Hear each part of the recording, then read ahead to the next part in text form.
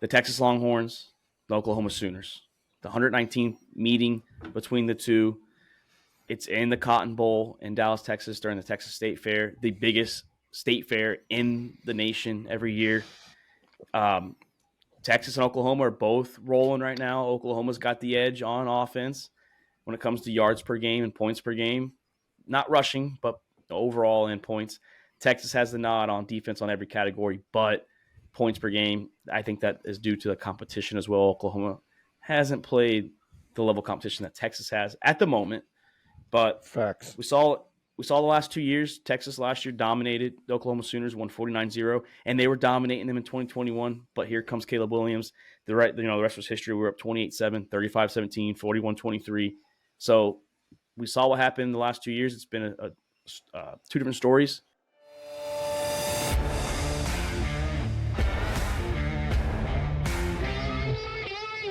All About the Balls podcast with Mark Davis, Chris Meinhardt, Luke Rule, and Nick the Doc Skirkowitz. Hello and welcome to All About the Balls podcast. I'm Mark Davis in the Sack House with a full squad because I have Chris Meinhardt, Luke Rule, and Nick the Doc Skirkowitz. The crew is back. Chris, I start with you. Week 6 of college football. Your LSU Tigers just coming off an ugly loss against Ole Miss. Now you're traveling to Missouri, number 21 ranked Missouri. They're undefeated. How are you feeling going into this game? Yeah, I mean, Matt House is dog shit. He needs to get fired. The defense is fucking terrible. I mean, the offense is fucking booming, though. I mean, we're up there in the top 10 offense in the nation right now. Jaden Daniels balling out. Our wide receivers are doing great, but, I mean, when you can't keep fucking Ole Miss from scoring 40-something, you got an issue. Yeah, that's an issue. I mean, and Ole Miss was coming off that, gut-wrenching loss to Alabama. But, Luke, tough loss. I mean, we mentioned tough losses, and no one else had a tougher loss. I know that you were ripping the Bears for blowing a 28-7 lead in the NFL, but your UCF Knights blew a 35-7 lead to the Baylor Bears. How are you feeling as you guys get ready for Kansas this week? Yeah, I mean, it's pretty disappointing. I'm glad I wasn't really watching the entire game because I was enjoying some new bars in downtown Nashville, getting ready to open up here this week. So I got a little preview of these bars before they opened up, but so I kind of got to miss out on the score. I saw it at halftime, 35-7. Then I checked my phone later. Every time I checked the phone there, the score kept getting closer and closer. I'm like, well, fuck this. I'm like, this is how it goes. But, yeah, no, it's tough. It kind of shows, we can compete, but we don't have the depth to finish these games yet. So some Gus Malzahn's got to work on getting a little more depth for our defense. So it shows you compete in the AAC, but not the Big 12, a Power 5 conference, maybe, too. We are being competitive. Well, Kansas State was close. Kansas State wasn't close. It was a couple-score game, wasn't it, with a backup QB in? Their starter played, and our backup has played the last 3 weeks. Well, we should be getting John Rice Plumlee back this week. Hopefully, he's been out the last 3 weeks. And your backup sounds like the starter then.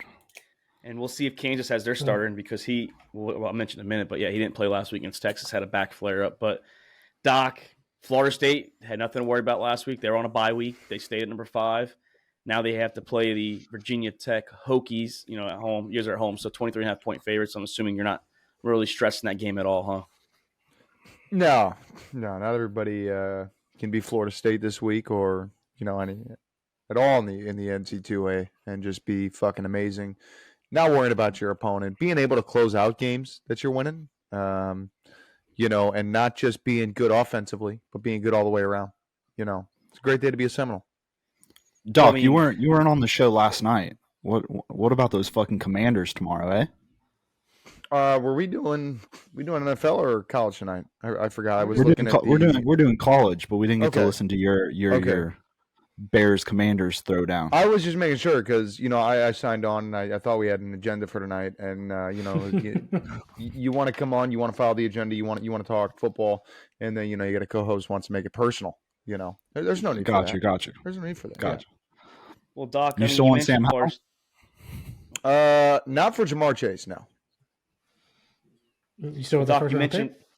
you mentioned Florida State's defense. I'm looking at the team defense on here, and I'm scrolling. You guys have given up a lot of yards. I can't find you guys on the first page. So I don't know if your defense is actually really balling out there in the NCAA. But my team, Texas, Is our defense contributing to the wins, Mark? Did our defense blow a 35-7 lead? Oh. I mean, I'm not saying they're elite. That's a shot at Luke. That ain't a shot at me. So Hey. I'm not saying they're elite, but Texas did I beat believe. Kansas. Like I said, Daniels, the QB for Kansas. I was a little nervous it was going to be a trap game, us overlooking the Jayhawks, but we kind of got fortunate with the backup QB in. The triple option, the old school option, did catch us off guard a little bit in the beginning, but they prevailed. They figured out how to stop it. Didn't take long. And then now here comes the game of the year for us, our rival, 119th meeting, the Red River Rivalry in Dallas, Texas at the Cotton Bowl. Huge game. We'll break that down. So probably the biggest game of the week if you're looking at it. But let's move on, boys. Mark's got his own Red River Rivalry, but that might be a story for another day. That's a story for off air. Yeah, let's keep that one. Yeah, Off-air it might be. Yeah, that's off air. That's Call of Duty talk right there. That's a Sack House exclusive, is what That's is. a tomorrow night after the Commanders wipe the floor with the Bears. We'll be on Call. Wow. Okay. All right. Luke, you got anything you want to get personal, man? Anything at all? I wasn't going personal shots over here, but I can. I mean, you might as well join the bandwagon, I guess. I don't know. No, I'm chilling good at the AFC North, so I'm not too worried about. You know what, Mark? I'm gonna hold on to some of the comments that I want to make. If we want to get personal, I'll hold on to some of it. I mean, you got about maybe 1.5 more bear jokes, and then Hey, you can say you can mention 28-3 all you want. You can mention the Longhorns. That ain't what I'm talking about. You know what I'm talking about. It's all good. Let's move on. USC, Colorado, boys. I told Doc, you guys weren't here last week, that Colorado was going to play within the spread, and I get it. USC was up decently in the first half, but USC kept them in the game the second half of the ball game, man. In the fourth quarter, it was a 2-score game. I get Colorado did kind of not backdoor cover. They had a chance to get the game at the end, but Colorado proved that they could fucking play on with these boys in USC, because USC's defense, I've been saying it, Chris has been saying it, is dog shit.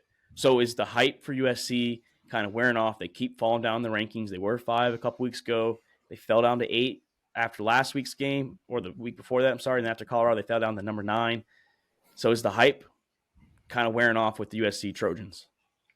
I mean, I think the hype should still be there. I mean, they have Caleb Williams, one of the leading Heisman candidates. I mean, the offense is still phenomenal. I mean, at the end of the day, they probably have one of the top offenses in college football right now in the nation, with Caleb Williams behind. They have some offensive weapons there. I mean, the big issue, like you said, Mark, is like this defense is terrible. So when they go against a good defense that's going to be able to stop Caleb Williams once or twice, then they're going to be facing some issues, because they're not going to be able to stop the opposing offense. Yeah, so if they play an Oregon or a Washington, I mean, potentially Utah can catch them off guard too. They do play defense out there. Oregon State plays defense. So the 3 top, like you said, Chris, USC's number 3 in total yards.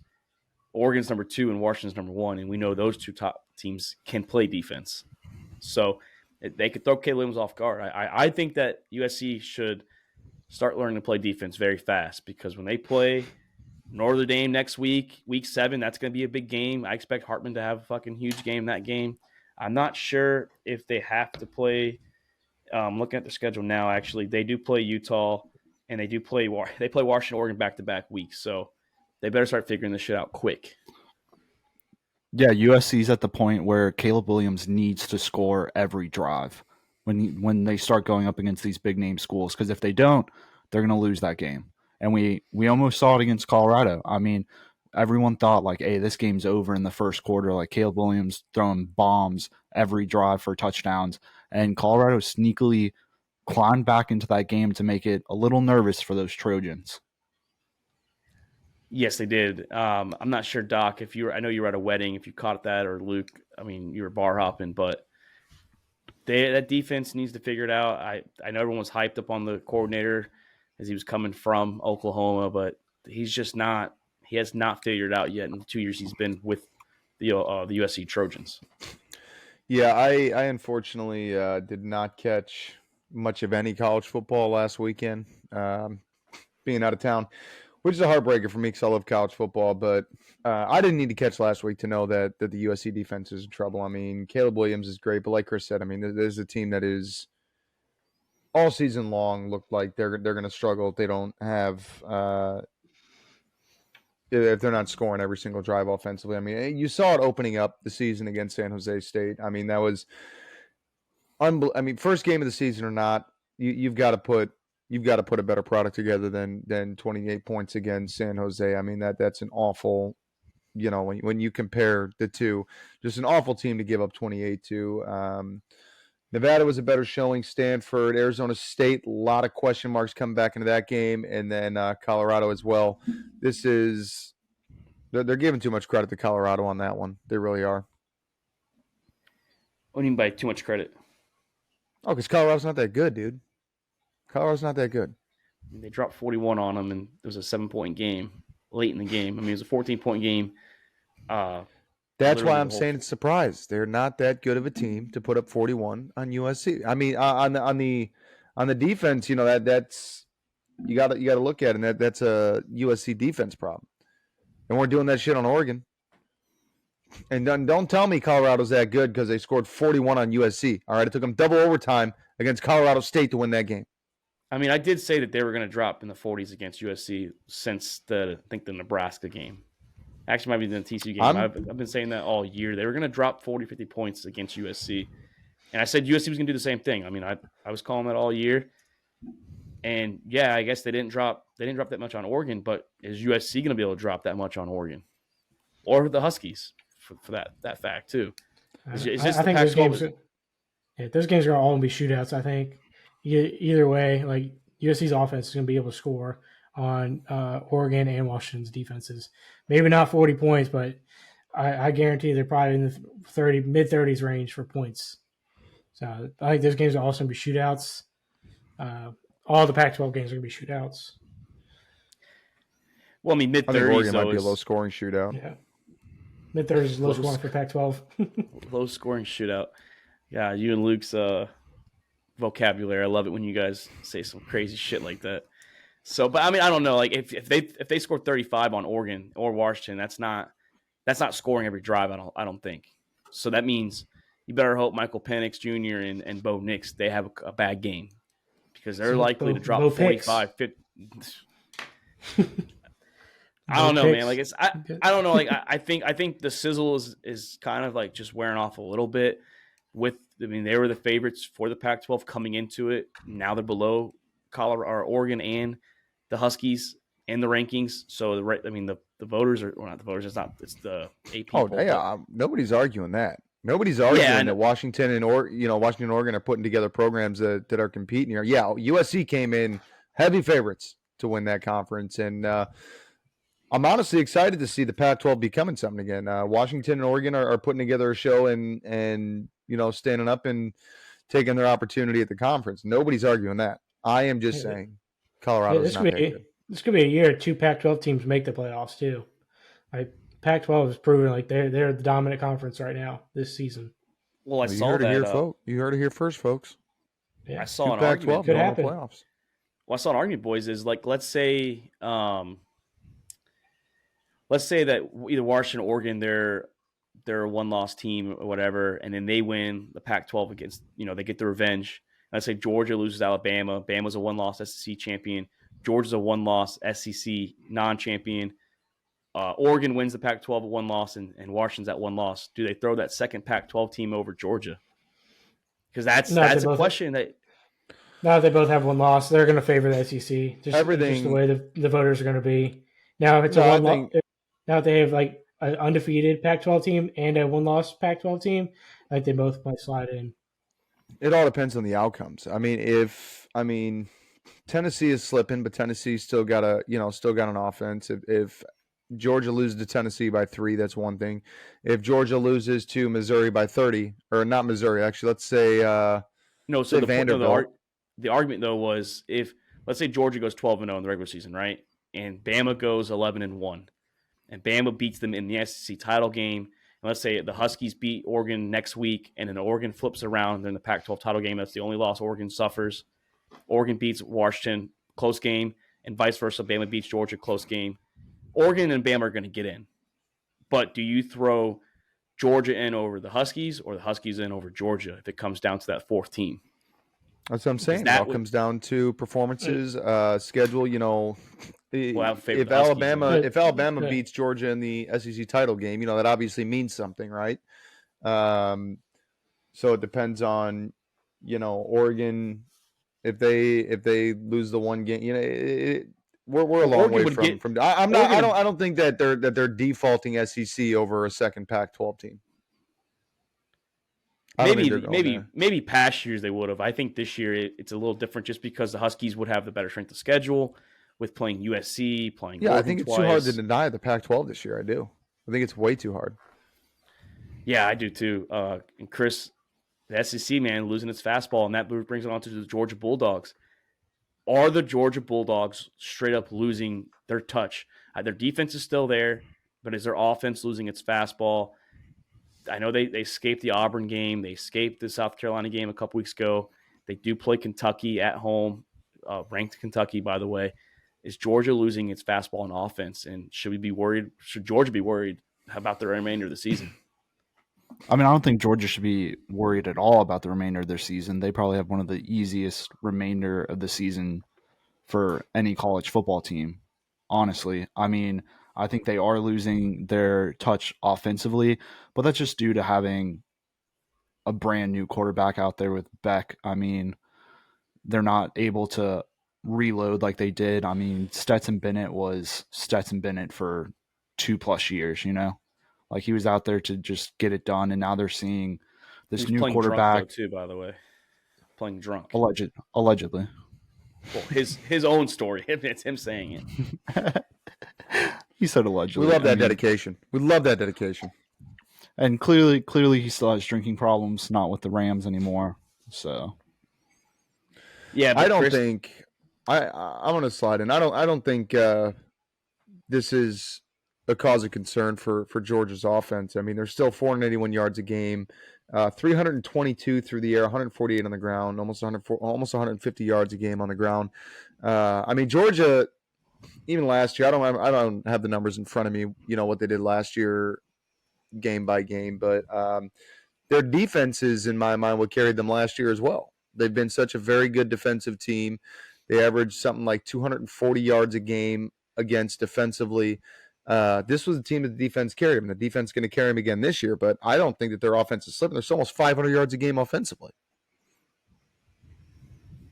Yeah, I mean, I get offensively, yeah, like they are averaging. I have it right here. They're averaging, 481.2 yards a game. Yeah, so they're up there, but I disagree with you a little bit, Chris. They do have a decent schedule coming up. They have Ole Miss later on, Kentucky this week, Missouri, which they're undefeated, and Missouri's rolling. Missouri's making moves. That shocked me. And Missouri pushed Georgia last year to the wire, just about. Georgia had to have a late comeback, and I think it was a 2-score game, but it was not. It did not feel like a 2-score game. It felt like Missouri had that game, and they let it slip. So. I don't know, man. Like, I feel like the offense last year was never a concern. I get it. No one was high on Stetson Bennett. He's not doing anything in the NFL at the moment, but he was a solid quarterback last year. The weapons were – they didn't have a true, number one receiver that we can talk about, but they were fucking balling on offense. The run game was solid. So, I don't know, man. I'm just seeing 27-20 against Auburn. I know it's a rivalry game, but, they struggled 24-14 against South Carolina. So, it's just I just don't trust Georgia. I think they're going to have a slip-up game before the SEC title game if they make it. Yeah, it's definitely set up that way, especially with that Ole Miss. Ole Miss's offense it's high firepower right there. So, they're going to put up a lot of points, and is Beck going to be able to match what Dart's putting out on the field? And I know Luke would be happy, by the way. He's getting sick and tired of Georgia at the moment. They're like the new Alabama at the Yeah. All right, another sleeper game could be the Florida-Georgia game for them. Neutral site stadium, playing in Jacksonville.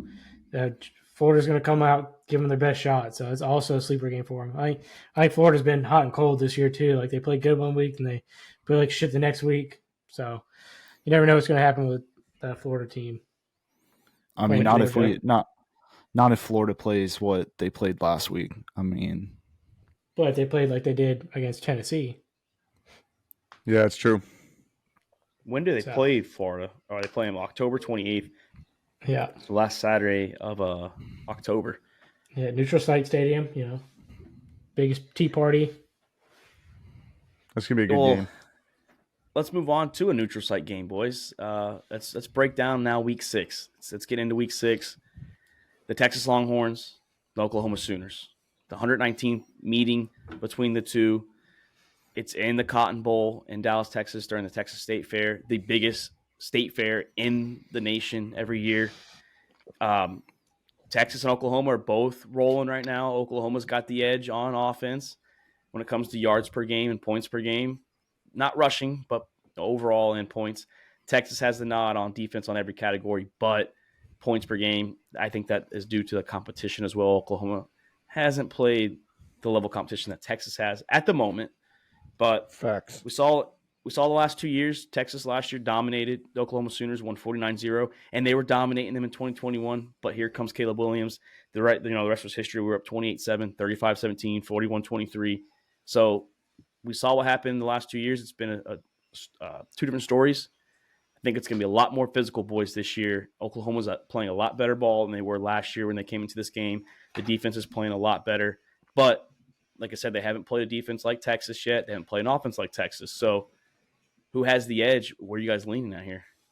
Yeah, I mean, both these quarterbacks haven't played each other yet either. So, last year, Dylan Gabriel was out, and I think that was Ewer's return game last season when he was like. I'm not sure if he returned, but he had a great game, he had a great game though.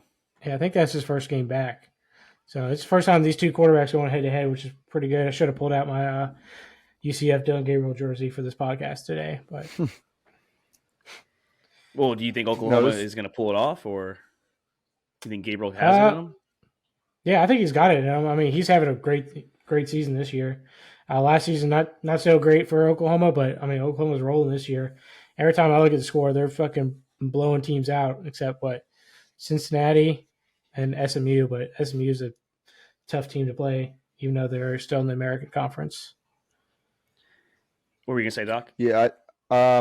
No, I was just going to say this is one of the more exciting games of the year. I mean, this is a very evenly matched on paper head-to-head. I mean, Texas has the edge on the ground.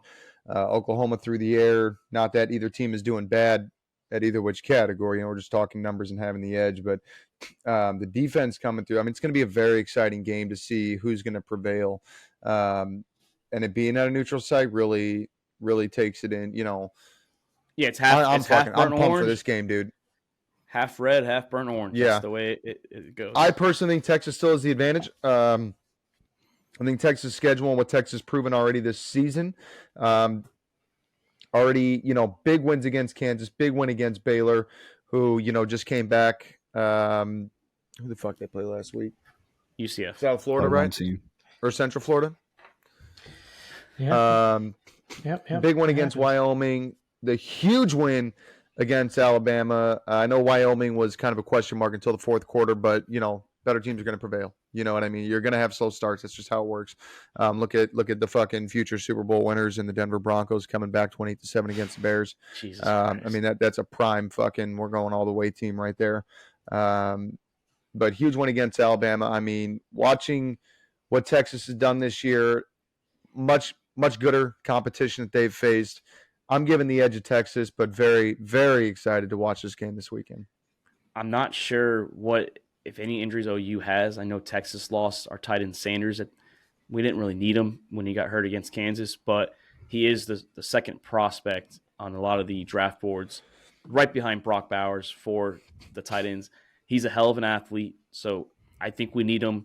If we don't have him, it's a tough loss. We also have one of our defensive players, Watts, questionable as well, so a little nicked up, but I think, Chris, that Quinn Ewers, Xavier Worthy, and the hot Jonathan Brooks, he's the hottest running back in the nation right now, can pull this out when it's all said and done. Yeah, I think. I think this is going to be a closer game than what everyone thinks it's going to be. I mean, Oh yeah. me personally, my opinion, I think this is going to be the biggest test from Texas right now. I mean, Dylan Gabriel is playing way better than what Alabama's quarterback played against. I mean, just right now, 75% completion on his throws, close to 600 yards, 15 scores. I mean, right now OU's balling. I know they haven't played much. I mean, probably the only team that they've played so far that has a chance to go bowling this year is SMU. So it's not like they have much competition but putting up big numbers. But I mean, Dylan Gabriel is balling right now. But on the defensive side, Texas is doing great. I mean, number one in conference right now with red zone after dealing with people like Alabama and Kansas. That's huge. The O-line for Texas. I mean, I know they don't have Bijan right now, but still that O-line's blasting away, averaging about 6 yards per carry, which is insane to just run the ball and get, second and 4? So, I mean, that's huge. Yeah, they went without skipping a beat post Bijan days. Jonathan Brooks just came off a 200-yard plus game against Kansas. And he's had 200-yard games before that. He had 100-yard games in the past 2 games before that. So he's hot right now, and we're just feeding him the rock. No, I think the only thing missing for me, and I haven't followed, aside from, the late Wyoming and Alabama game. The big thing missing for me, I mean, Ewers is playing well this year. But that's the big difference for me is like Chris said, Gabriel versus Ewers. And I want to see Xavier Worthy really go off. I need a good 200-yard reception or 200-yard game from him. Worthy is so much better than the 340 something yards he's got so far this season. He's got 3 scores.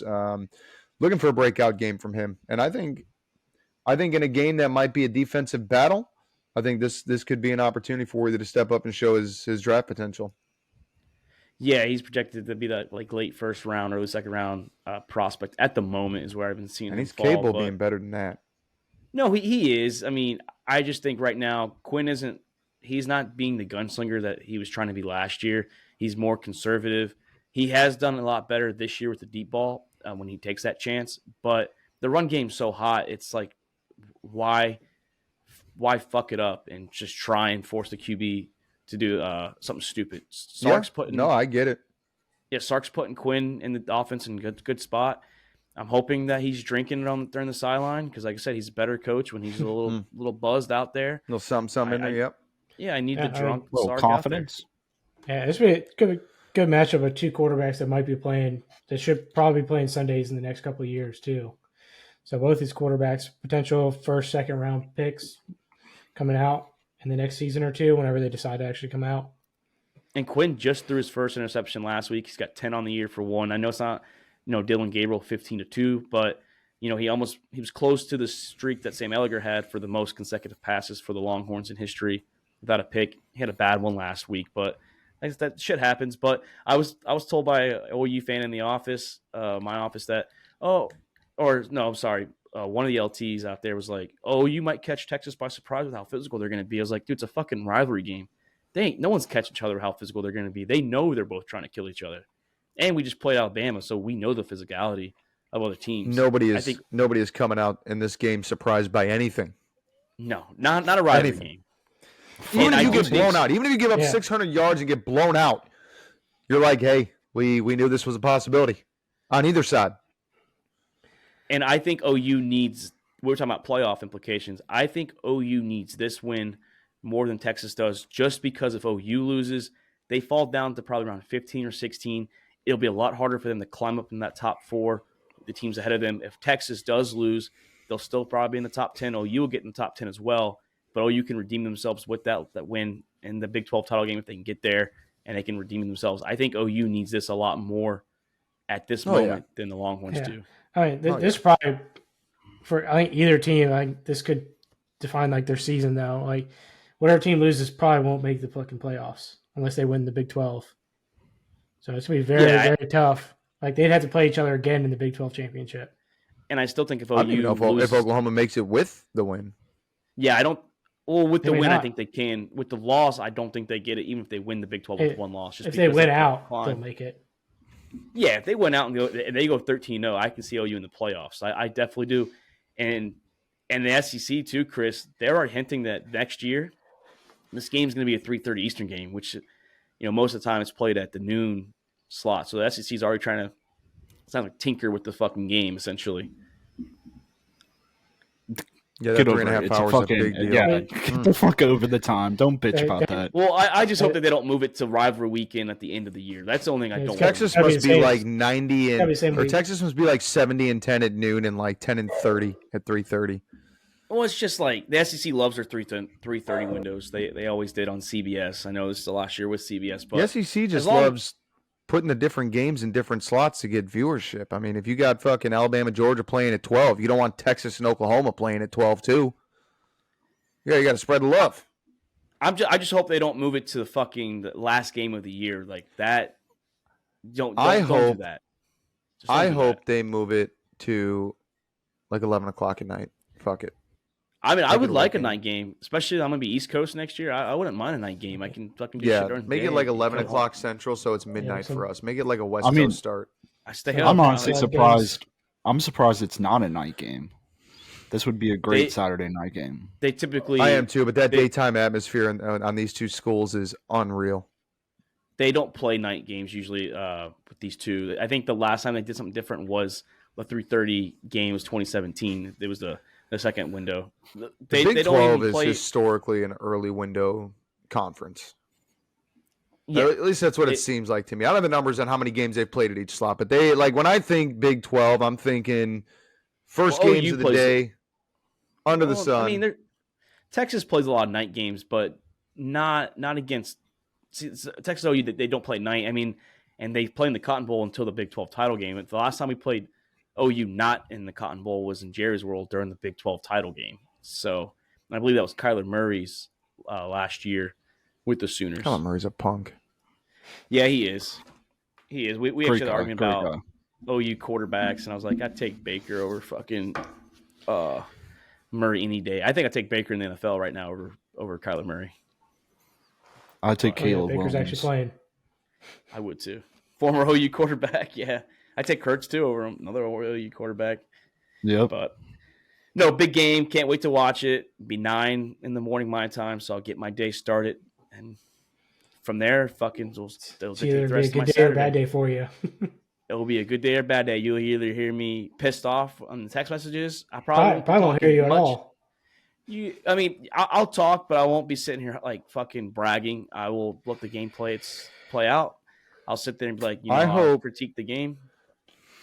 Mark, I'm gonna be honest, I'll man. be I'm there. with you. I hope Texas fucking shoots out to a huge early lead, something like 41-7, and then just shits the bed in the second half. Just Can you absolutely fucking imagine? blows it. To be honest, I don't see and the past Texas teams. I could definitely see that. I don't think this version of the Texas team. Didn't Didn't that happen like last year or the year before, or did you guys come back? Well, from yeah. that? I know there was a we huge were up- like comeback. We were up 28-7. We were up 35-17. We were up 41-23, and then here comes Caleb Williams. Man, up and I said up the rest has been 28-7 and history. lost, huh? I know a little something about that, dude. Yeah, I mean, we were up 28-7 a little earlier in our game than you, so there was more. We time got for them a to we come got a back. up 28-7 support group if you want to join.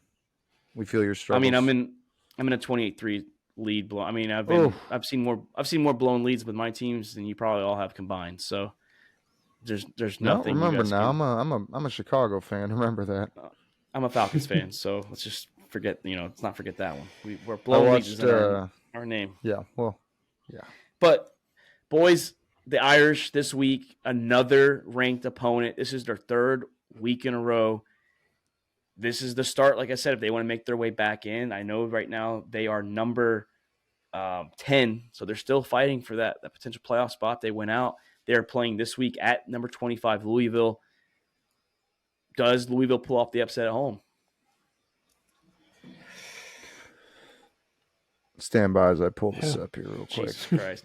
I'm I gonna say think no. the same though. heart. I'm gonna say no. I think Louisville. I mean, they're just kind of. I mean, they're 5-0. They're I mean, 5-0. They're yeah. coming. They're playing strong, but I don't think they're a strong 5-0 team. Strong ranked team. Offense is definitely clicking. Though. I'll give them that. Defense actually looking pretty solid too. But Notre Dame, another close win last week. I mean, we saw, we expected the game against Ohio State. Duke came in ranked last week. We expected a game there, but I personally expected Notre Dame to win by more than a score. I mean, that was kind of eye-opening into what Notre Dame can bring to the table. I got to look at how much Hartman passed for last week, but I mean, he was obvious. I mean, I want to say disappointing in the game against Ohio State, but then again, Ohio State does have a phenomenal defense. But yeah, no, I'd say disappointing last week. 15-30, 222 yards, no touchdowns. I mean, it's 2 straight games. Maybe this is the one where Hartman finally breaks and Louisville comes out and takes it at home. He's out of the Heisman race, I think. I think it's done. He's not. I don't care if he wins out. He's not having that shot. You know what? You heard it here. Ohio Take game. the fucking receipt. No, Take the fucking receipt. Louisville upsets Notre Dame this week. I don't even think that Duke win though was. I mean, Duke's been a good team this year. I mean, we can't knock Duke or the Irish for winning by 1 score. I mean, you claim that Clemson's still very good and they should be ranked, but they manhandled the Clemson Tigers week 1. So yeah, week 1 when Klubnik was still figuring out what being a quarterback in Clemson meant. But Duke's been consistently good all year. I mean, yeah, they struggled on the offensive end against a good. You put Duke up against Clemson again, I don't know if Duke's winning that game a second time. Well, we'll see how Duke does against Florida State coming up here soon. Yeah, I mean, I want to talk too soon because if Duke beats Florida State now, you better believe we're talking shit now because the way you're ripping Duke is pretty disrespectful. Put some respect on Duke. Yeah, they're 19th in the nation, and they beat the shit out of College Game Day. Well, that might be college. They haven't announced that yet. Maybe October 21st. To 2 weeks. October 21st is when they play them. Yeah. No, you're right. I'll accept that. I mean, Duke definitely a solid team. Riley Leonard last week, 12 of 27 for 134 yards. I mean, fucking give the guy the Heisman already. It says he got a high ankle sprain, so he's probably been missing a couple weeks. I don't think that's that'll fine. be. Give him the Heisman anyways. That won't be College Game Day. Just throwing that. He almost had more rushing yards than he did passing yards as a quarterback. That's impressive. Ohio State, Penn State will be College Game Day that weekend. There's no way they go to Florida State for Duke and Florida State. That's no disrespect to the game. It's just it's gonna be 2 top 10 teams facing each other. You can't. Yeah, Ohio State, Penn State. It's a big deal. I mean Notre Dame. I think the Florida State game is a big deal too. I think it's a big game for both teams. No, I do too. I just think I'm just agreeing with you. Yeah, that's Ohio State, Penn State is the better spot for College Game Day. What are you say, Chris? I mean, I think Notre Dame, like you've been saying over the past couple episodes, Notre Dame's going to have a very hard time trying to slide their way into the college playoffs right now, especially just this 4-team playoff. I mean, maybe they have a good shot next year with the 12, but I mean, taking that L from Ohio, I mean, their next biggest game is USC. Not having a conference championship game is really going to hurt them. Jack Plummer's also already got 6 picks this year against him. Who does? He's thrown 6 interceptions this year. Who has? Jack Plummer, Louisville quarterback. Oh, I didn't know the quarterback's name, to be honest. I just knew that they were fucking rolling, and every time I see it, Louisville's winning games. It's kind of a big deal, though. That he's thrown 6 picks. He's averaging 1 a game, essentially. That's wrong with that. Kind of a big deal when you're talking about these, ranked quarterbacks and what they're doing. I mean, yours even, we said, it was a step down to what's his name from Oklahoma. I mean, yours is still 10-1. Yeah, 10-1 ratio. I like it. I mean, Quinn Ewers also being a lot more conservative with the ball. I'm not talking shit about yours. Relax. No, I'm just saying I'm saying 6 interceptions a lot for Jack Plummer. I was saying. I mean, don't know what the Louisville quarterback's been doing compared to what Quinn Ewers has been doing, so I can't judge Louisville's QB. And Louisville's had some pretty close games. I mean, last week 13-10 win against North Carolina State University, fucking 39-34 against Georgia Tech. So I mean, it's not like these nothing versus Murray. I mean, that's a close game if you and I are being honest right there. Like you only scored 56 against that team. Come on. You got to do better than that. I mean, they beat Doc, Boston College better than Florida State beat Boston College. Doc, where's fucking Murray State from? Without looking it up. That's what I'm saying. That's why they should have put up more than 56. Like, they Kentucky? tell me where they're from. Exactly. I honestly don't even know. And I only know it because they were like March Madness the last couple of years. So like, Sound like Yeah, something like, in a Cracker Jack box. I don't even know who the fuck Murray State Racers are. That should have been a 70 burger. That should have been, yeah. Murray State. That's is probably where located- he threw. That's probably where Sorry. he threw his 6 interceptions. Kentucky. Oh yeah, baby. no, in that game alone. They're from That's why they had to Kentucky. bench him in the second half.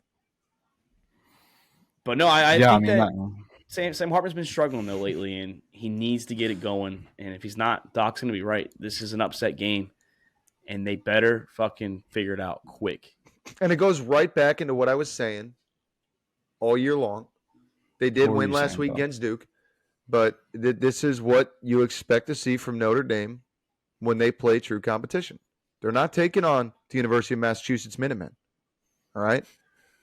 When they played Ohio State, it was and that was a good defense. It was disappointing for Sam Hartman. Last week, I almost want to say it was even worse than that. Last week was bad. I think he had less yards against Ohio State, but the completion percentage was terrible last week. Sam Hartman, he didn't throw a pick, but no touchdowns. I mean, now he's facing 25th ranked Louisville, who nobody saw that coming, let's be honest. But, if he comes out with another 200-yard performance, throwing less than 2.25, I mean, when are we gonna stop putting Notre Dame up on a pedestal? Well, he'll drop 400 next week when they play USC. It seems like anyone can do that. So he'll be back next week against the Trojans. We'll see. I mean, if he gets bottled up again against Louisville, that's three straight bad games. I mean, that might be enough to break the confidence, and he comes out and shits the bed against USC and costs his team the game. You keep saying 3 straight bad games. You're acting like they got blown the fuck out from Ohio. They won by 3 fucking I'm points. talking dog. about Sam Hartman. Oh no, Hartman did. Yes, but you're Hartman saying sucked. Both those And games. 10 points on the field for 2 plays. Bad I mean, coaching. he has been pretty bad the last 2 games compared to what he was doing the first. 3 I mean, or 4 look at the games. level of competition, though. I mean, you can't expect him to put up 56 points on Ohio State. No, but I expect him to be not 50% from the field and no touchdowns the last 2 weeks neither. He went 17 for 25 with a touchdown against Ohio State. My point is, and yes, they played 2 very good teams in the last 2 weeks. My point is, like anything, this is what Notre Dame does when they face good competition. But you're also look at the recruiting difference from Notre Dame to Oh, I'm not Ohio arguing that. State. Yeah, I'm not arguing that. I mean, the different talent that's on the field, and Notre Dame's constantly competing against these teams. Competing's a loose word. Well, they have better. They talent than lost Duke by and- 3 points to Ohio State, Doc. What do you mean they're not competing? Well, Well, that we've goes talked both- about the offensive struggles with Ohio State, and the quarterback is dog shit there. He's a placeholder. Sucks for Marvin Harrison Jr., honestly, because he's losing a lot of stock on the quarterback situation there. But that goes both ways, though, Chris. Too. You said the recruiting. Look at the difference between the Irish and the Buckeyes, but look at the difference between the Buckeye or the Irish and the Blue Devils. Notre Dame's got probably a way better recruiting class than Duke does, and Duke was in the 100%. game. This isn't basketball. Yeah, but I mean, Duke is still playing lights out this year. Did anybody expect Duke to be playing the level that they're playing this year? Before No, we did our Louisville. preseason ranking, would you think Duke was doing what they're doing right now? No, no one is. We were all shocked they fucking upset Clemson, and they just Exactly. been riding it since then. And they really could have beaten fucking Notre Dame too. Oh yeah, They were in could the have. If game. Riley Leonard threw more than 134 yards. Well, They he very got, well he could got have hurt won in that that game game. too. He got hurt. Who? The quarterback for Duke. Leonard? Yeah. Yeah. Not for very long because they didn't have a backup. They didn't play a backup, so he didn't get hurt for that long. I don't know when he got hurt, but he like fucking twisted his ankle. I don't know. I think the Irish still has a chance to potentially make the playoffs. They have to win out. They're number 10, so they're not far behind. So they didn't fall big in the rankings against the Irish. They only went down 2, and they went up this week. So It's I'm not out saying of they their may not con- make the playoffs. I'm just saying it's going to be a repeat of 2013. That's what's going to happen. It probably will be just because of the level of talent on the field compared to these big teams. But I think it's out of their hands if they're making the playoffs or not. I mean, yes, they have to win out, like Yeah. you said, Mark. But I mean, the teams above them have to fumble the bag. I mean, you got Oregon above them, USC above them. I mean, they do play USC, Ohio, Texas. I mean, you have all these teams that have to fumble a bag for Notre Dame to slide in. yeah, they have a harder road. I mean, just depends on if these teams can shoot the bed in front of them, like you said. So, but one of those teams, Chris, you wanted me last night after we did our show to put this as a note for the show. Are the Ohio State Buckeyes on upset alert as Tua's little brother comes into town for the Maryland Terps? Can the Terps pull off the upset as they are literally 20-point underdogs on the road? Yeah, I mean, Ohio, I feel offensively still hasn't been able to click what they should be clicking right now. I mean, you have Marvin Harris, probably the best wide receiver in his class right now, and then the Terps. I mean, 5-0, not even ranked right now. The Terps forced 12 turnovers in the last 4 games. That's number 2 in the nation right now for turnover margin. I mean, Tua's balling out down there. I mean, he's probably happy he didn't take whatever NIL deal an SEC team was trying to pay him. Well, but he left Alabama too. He transferred from Alabama to Maryland. he transferred to Alabama because he wasn't going to play yet. Yeah, He did what the he was transfer not portal good was for supposed to him.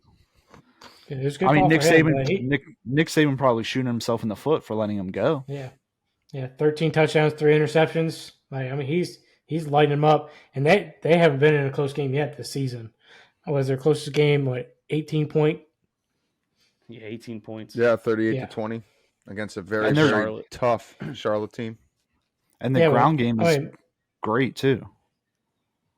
Indiana and Michigan State usually aren't terrible teams, and they still fucking blew them out. Well, Indiana is. Indiana is usually a terrible team, but they're a team that will come in and be sneaky. I mean, they gave a fight to Ohio State in week 1 or week 2. I mean, it's not like they're playing all cupcakes. Like they're playing like usually at Maryland's typical level, and they're just fucking blowing them out this season. Yeah, Baby two is clicking. And Baby you 2 either did get better a against. shit Indiana team that you're going to walk all over. You get an Indiana team that can pull the upset. Well, Indiana got shitted on by Maryland and was close against Ohio State. Well, close in the first half. Well, I think the big difference here is like if you look Close if you to look Ohio at State, the Ohio, 23-3. The first half. if you yeah, 3-3 in the first half. Okay. I mean, if you look at the Ohio State and Notre Dame game, Notre Dame didn't get any turnovers. And now you're going against the second-ranked team right now for turnovers. I mean, let the Terps get the ball turned over a couple times and that offense drive down. It's definitely going to be an upset alert. Yeah, I think still Tua is a way possessions. better quarterback than McCord right now. It can definitely happen. Maryland's putting up the numbers. This is going to come down to who's going to hold stronger defensively. Maryland has faced competition this year, but have they faced competition to that of a Ohio State defense? You know what I mean? Ohio State's putting up the offense. Notre Dame, I will say the one good thing, Notre Dame has going for them is the defense. That's what I think is carrying them in these rankings and carrying them through their games. What carried them through Duke is the defense. And Maryland's got a pretty decent defense coming into this. Only a little, 3.25, 328 yards against defensively. So, I mean, Ohio State can definitely be on upset alert. If this game was in Maryland, I would feel a lot more comfortable going with that. But I think in Ohio State, it may come down to a fourth quarter run or a fourth quarter possession. But I think Ohio State's still going to pull this one off. Yeah, I mean, this could be something that bites me in the ass and like Ohio State blow them out 57 to something, But You're not saying they are going to pull the upset. You're just saying they should be on upset alert. So, I mean, definitely, this could be a game that This could definitely turn into that. fuck it, mark, receipt it. Terps are winning this weekend. hey, I would love for the Fighting Terps. Lock it in. I would Less than love for 150 the yards a Terps. game defensively. I mean, Ohio State's got a fucking defense. Put it in the I- fucking title. Ohio's getting upset this weekend. I would love for the Turtles out there to fucking pull the upset off, but it's just a little hard when Ohio State against non-teams like the Fighting Irish, they seem to find all cylinders. Like they're just firing all cylinders. So I mean, Ohio right now is 8-0 against the Terps from 2014 and averaging a mere 57 points per game. So that changes they got this to year. step that up. Those are that really changes. That changes. Yeah. 8-1 since They're getting 2014. blanked by boys. Maryland. Yeah. Big old donut on the board by Maryland. Dog. Oh. Dog, don't get Sorry, crazy. thought we were Don't getting get hyped. crazy Sorry. now. Thought we were getting out of control there for a sec. But if they pull the upset off, you best believe I'm clipping this and I'm throwing that shit on all over social media, and I'll fucking timestamp it with the time we record. I said it here first, boys. Terps are winning. What's their slogan, Luke? They have a slogan: "Go Fighting Turtles" or some shit. No. Fighting Terps, something like that. Fighting Terps. Terrapins. We should. This I is where we play the Teenage Mutant Ninja Turtles theme song. I have a Maryland hat somewhere in my closet because You better be wearing it You after fucking the would, Texas dude. game. my family's my grandfather was a Terps fan. I've been to the football stadium. I walked all on the baseball field. I did a tour out there. Yeah, Doc. Yeah, It falls under the rules of who you can be a Mark, I fan have of. no Do you remember? idea I'm where not your a family's fan of sports them. allegiance lies. I'm not a fan of It them. follows under the rules. They're a fan, and I was a kid, and they took me to the stadium. I got to walk around there. I got to go down the field, pet the turtle, that little statue they got. It was So you pet a statue, not You a got to turtle. pet a statue. Yeah, okay. Yeah, I not got a me a- turtle. It's exciting stuff, Mark. Got me a little, Yeah, Mark. got me a little That's turf, just turf What? sugar in riveting my shit. drawer. Riveting story. Do Oh, me a yeah, favor. nice. Text that. Do me a favor. Text that to the group chat. 'Cause I want to tell all my friends that. I don't want them to miss a beat on this. No, it was cool. I got to walk along the field of a collegiate stadium back when they were in the ACC. Yeah. The Terps win. I'm throwing my Terp shirt on for Monday's podcast. Throwing Yeah, it I mean, on. like I said, I'll buy one. Root for them because I I said won't. all the family, I my dad's side and part of my mom's side, they're all If Terps Oklahoma fans. wins, So. I'm throwing the Dylan Gabriel jersey on. If Oklahoma wins, I will buy an Oklahoma jersey. I'll buy a Dylan Gabriel jersey. You won't do I'll it. rock the UCF one. DHgate's super cheap. You won't do it, Doc. Yeah, you'll get it in like 3 months. It's- Oh, that's fine. I got You'll no get it in dime like for a you. month. They're Well, good. They're it good depends. It depends Who on is it? some Yeah, it depends. DHgate. now. My jersey's been DHgate. coming pretty quick. How much are I they? mean, baseball Like jerseys would be. 25. Yeah, they're not. For The baseball $25 jersey- bucks, I'll take what I get. You know what I'm saying? The baseball jerseys If took it- me like fucking 5-6 months to get mine. If it looks good from 5 feet away, hey, Yeah. Yeah. it is what it is. Ain't nobody you know? coming up to me like, oh, damn, is that legit? I Damn, only is have that one. legit. I only have Feel one that between legit the jersey now. fingertips. Well, they'd also probably understand too if it's not the best quality. They'd be like, oh yeah, you know. Nobody's stopping me to site, inspect the stitching and make sure that it's not ironed on. Just the disrespect for them charging $150 for a fucking jersey. Yeah. Yeah, it's a lot of money. It's all brand. Fucking. It's all branding. Boys, I'll spend my $20 and fucking wait 2 months. Yes, sir. yeah. Hey, but that's about college. That's all the college talk we got. We got some fantasy to run through real quick. Just Oh a shit. couple starts and sits. You know, I think I'm sorry, Doc, to do this to you, but start Sam Howell. You saw the potential he had last week against the Eagles. I'm not trying to shit on him, but yes, your defense isn't the best this year. And like I said, he played good at Philly against the Eagles. And with that being said, piggyback that, starts Terry McLaurin too. Start both the receiver and the quarterback. Pair them together if you got them. You get some decent points. I expect Sam Howell to get probably 22, 25 points easily this week. And if you're looking for a streaming QB, start him. And I think Terry can easily get you around 17 to 20 as well this week. So I expect the Commanders for the passing game to be there this weekend or tomorrow night, actually. Yeah, I'm going to piggyback right off that one. I mean, I think Scary Terry's definitely a great stardom. He got 22.6 points last week off 10 targets against the Eagles. So, and then the Bears right now giving nearly 30 fantasy points right now per game to perimeter receivers. So I think Scary Terry's a great stardom. I don't know all obviously what was said in the show last night. But the Since I Bears fucking unfortunately suck. could not be there. Well, yeah. Well, no, I mean, I hope you put some fucking respect on Justin Fields because this wasn't just Justin Fields finally put up some numbers, right? Justin Fields looked like a fucking quarterback yesterday or on Sunday.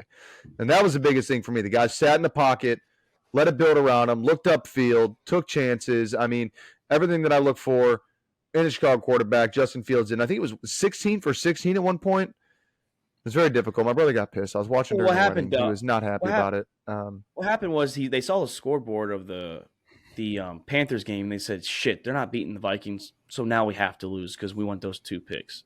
They gave you. Yeah, no, listen. They went for it on 4th and 1 from like the 18 and couldn't convert. Kick the field. One of the few things Chicago's done well all year long is the run game. You ain't fucking telling me that Khalil Herbert ran into somebody's ass on accident. Okay. The guy ran straight into somebody. He didn't get wrapped up. He ran into somebody, got stopped. And it wasn't a defender. So they knew what they were fucking doing. And I'm okay with it. We're going to take the first 2 draft picks next year. We're going to do just fine. We're going to be fine. No, Fields proved this past weekend is that Fields isn't the issue, it's the coaches. Yes. And the line. And I said it last night. Yeah. And the O-line. And the O-line. So that's going to segue into my stardom and sit-ems. Stardom anybody on the Commander offense. Sit-em. Shit, who did I have? Anybody on the Bengals offense. Let's go that. Jesus. Let's go that. Yeah, I got Joe Burrow as a must sit this game. Plus, my quarterback, I'm actually streaming this week that I'm starting Josh Dobbs against the Bengals defense. Last 3 weeks, Josh Dobbs put it up, 20-plus fantasy points. He's projected 22 fantasy points. Only 1 bad week so far, and that's the first week against the Commanders. Other than that, he's getting like 40-plus rushing yards a game, possible touchdown from rushing. He's got 1 rushing touchdown in the season. He had 2 passing touchdowns last week, so I'm starting Josh Dobbs this week myself. Let's fucking see Arizona ball out, pick up a couple of dubs. In lieu of Justin Herbert, because he's on my bye. And I say start Breece Hall, boys, too. The report came out today. His workload is going to increase. It sounds like it is solely his backfield, which means Dalvin Cook. Sorry, I think the whole Aaron Rodgers injury affected that. Breece Hall probably would have been the main back at this point anyways with Rodgers, but I feel like Cook would have had a bigger role. But start Breece Hall. I mean, Khalil Herbert had a very good game fantasy-wise against the Denver Broncos. Breece Hall seems like he's getting his feet under him again. So start Breece Hall against the Denver Broncos in Denver this week. Alternate sit-em. Hot take for you. Anybody in the Jags passing game? Yep, I had Trevor Lawrence. Start ETN, but sit everybody else. Sit receivers. Sit Trevor Lawrence. Why start ETN? He didn't do anything against the Falcons last week. He had 15 points. 11 points. Didn't he have like 11 points or whatever? No, he had more than that. He had 10 points. He didn't do enough for you to beat me. Was it only 10? Dynasty. Yeah, but ETN is a lot more reliable than what the Jags offense has been this year. With the Jags passing game, anyways. Got another running back for you guys to sit. Sit Jonathan Taylor if he's active this week. First week back, you don't know what his workload is going to be like. I know you probably drafted him like I did, and you've been sitting on him until now. But don't rush to start him. It didn't hurt you, Luke. Neither. You're 4-0. Yeah, 4-0. I still got a possible big time running back sitting just stashed away. And ETN, by the way, had 10.2 fantasy points last week. He did. So That's really fucking burner there. Well, guess what? He got me another win last week. So he didn't get you the win. He didn't. There was more to it. The Cowboys defense and Justin Jefferson got you the win. Let's not say ETN. Sit the Cowboys defense this week against the 49ers. Are you sitting them? I am. I switched my defense for Miami. So a little risky, but I think Miami's defense can handle the Giants. Cowboys defense has not been bad the last 2 matchups in the playoffs against the 49ers too. So it's still a sneaky start, honestly. Yeah, listen to last night's episode and you'll find out how good the Cowboys defense is against Brock Purdy and Christian McCaffrey. They've been pretty solid. Just spoiler. For anybody out there, by the way, Not going to risk it. Jamar Chase is still on the trading block. I mean, I offered you a great fucking trade. I know. I haven't had a chance to look at him, but I'm going to. He hasn't looked at it. I know he hasn't looked at a single trade. I withdrew it, so it doesn't matter. I have been looking. No, mine's still there. If I thought it was worth the goddamn. Who is. It was literally Sam Howell. You don't even have a second quarterback. Well, I got like second. Wait, I have a first and a third quarterback. Wait, who's your other QB, Doc? It's fucking yeah, exactly. Oh, segue to that. Sit Derek Carr. I have him as a sit on my list right here. Oh yeah, definitely. Has not looked good at all in the 4 games he's played. and the Patriots defense. They did trade for J.C. Jackson as Christian Gonzalez is out for the year. Also, it looks like Matthew Judon Tough loss to Christian Gonzalez too. Hey, cue up my defensive rookie of the year now, Devin Witherspoon. Didn't say how he's going to do it, but damn sure looked good against the Giants. A couple sacks, pick six. So there goes mine. There you go. Hey, mine's looking good now. As long as he doesn't get hurt, he's looking solid. So, and also real quick, boys, the wild card for the baseball playoffs is officially wrapped up. All teams won today, 2-0 in their series. The Rangers advanced. They're playing the Baltimore Orioles. The Twins advanced the first time since 2002 that they have made it past, or they won a playoff series. They'll be playing the Houston Astros, so go Twinnies there. The Diamondbacks also won. They will be playing the Los Angeles Dodgers NL West matchup. And in the NL East rematch of last year's division series, the Braves and the Phillies, as the Phillies took out the Marlins. So the Phillies are hot. The Braves are hot. I think the winner of that series is going to get to the series for the NL boys. I think it's going to be that case. Philly might make another run again. I don't think they're getting past the Yeah, I got the O's making the run this year. They look dominant all year. They're the 1 seed for the AL. They are, and let's go. I think they're finally back. Series with the Rangers. That Rangers series is going to be tough, though. It's going to be a tough series. I think the O's are gonna get blown out in the first round against the Rangers. Yeah, I think the O's are just a very young team. Huh? You just said it because I'm an Orioles fan. No. I think it's just going to be a new atmosphere for the Orioles, and I think this is this is going to be their breakout year. And I think it's been a while since they've been good. Yeah, I think it's just going to be an early exit with a new team, with a young team, with an inexperience, as far as playoff atmosphere and all that. And I think that if they do lose it this year, I mean, next year they're going to come back fierce. And now they're going to have that experience of playing in October, and I think next year will be significantly different. But it's you see it all too often in MLB that first round, as high expectations and solid finish in the MLB, that first round exit is all too familiar for those teams. Yeah, Chris, good luck to your Astros. I know you're just an Astros fan because of Bregman, but good luck to the Fuck the Astros. If I got to pick one, I hope the Orioles drop fucking logs all over the Astros' faces. The Twinnies play them, and this is going to be the one time I root for Carlos Correa. He better fucking show up like he does in the playoffs. Fuck the cheat Stros. Correa's part of that team. A bitch. Altuve's a bitch. You're a bitch, dog. You're a bitch. Oh my God, dude, we're getting shots fired. On the personal. Getting personal in here. Fuck the fucking cheat Stros, dude. Pull out the trash can. I'd rather see the Cubs win. No, I can't even say that. The Cubs are the only team in the MLB that I would want to see win less than the cheat Stros. Nah, I feel you. I'd rather have the Astros probably win than the Red Sox, but I probably wish the series just gets canceled, to be honest. Yeah. I would just hope that, nothing that I can say on air, but maybe keep it for Call of Duty talk always. We'll keep it for Call of Duty. But, boys, great episode. Big games this weekend. The divisional series for baseball starts. It's coming up. NFL Sunday, NFL Thursday for Doc. Hey, Doc going to have a nice Sunday. He gets to just sit back and watch relax. Football. And then he'll call me Sunday night and sit there and say, I'm done with fucking football for the 5th week in a row. Yep. As his fantasy team probably loses. And he's playing Ali this week, too, undefeated. So, good luck, Doc. Good luck, Doc. Yep. Won't need it. It ain't gonna help. I'm gonna get fucking shit canned. It is what it is. He's got bye week players, so you should win that. You only have DK on the start of the bye week. Yes, and I was telling this to Rizlov. Already feeling it.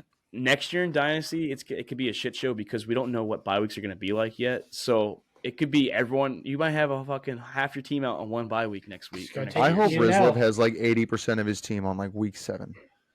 I think I would personally rather more than half my team be on a bye week. Just take that first L. Yeah, take that one. Take that one, and then you go the rest of the year. Yeah. And I wouldn't make you guys play. If you guys can't fit players, obviously, because of bye weeks, I'm not going to sit there and be you have to play somebody. You're not going to drop your players. That's just you're going to have to sit there and take the L. Oh, I'm 100%. I'm playing a bye team. Yeah. I'll put guys in there and try and get points. Doc put up a whopping 36 points between his quarterback and tight end this week. I'm good with it. I pretty much you can still win. I pretty much had 2 people on bye week 1, and I still beat Doc. So, I beat Doc last week, And I got my first win in redraft too. Thank you, Doc. I mean, Seahawks defense, Devin Witherspoon, your former corner out of Illinois, fucking beast out there, man. Got me the dub. You're a supporter, Doc. Just And I giving live out people here. wins. I almost went and fucking to Walmart and bought a Seahawks cheap jersey just to fucking be happy. You know, they got me my win. I was that close, man. You all right, Doc? Yep. Well, that's the way we're going to end this show. Like I said, we have a lot of football to look forward to this weekend. Football starts tomorrow for the NFL, so today when you hear the show. So that's Chris Combinehart. Good luck to the Tigers. Good luck to the Saints. That's Luke Rule. Good luck to UCF. Good luck to those Ravens. And good luck to the Orioles, too. And Doc, good luck to the Bears. Good luck to Florida State. I'm Mark Davis. It's All About the Balls podcast. Fuck the Bears. We're out. Thank you for checking out another episode of All About the Balls podcast. We want to thank all of our listeners and supporters of the Sack House. You can listen to the show on Spotify, Apple Podcasts, and YouTube. And don't forget to subscribe and give us a follow on Twitter and Instagram at the Sack House.